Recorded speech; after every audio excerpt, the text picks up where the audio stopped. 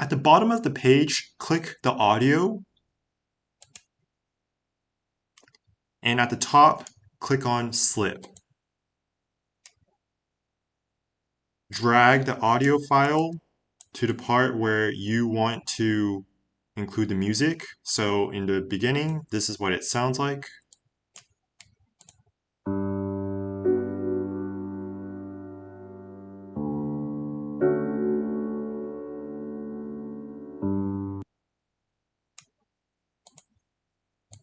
So if I slip the audio, now I can select which portion of the audio I want to include in my video.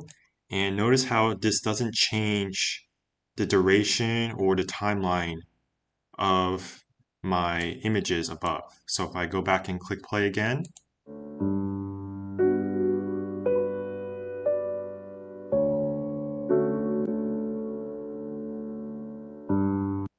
now this video has included a different part of the soundtrack, and that's how you use the slip feature.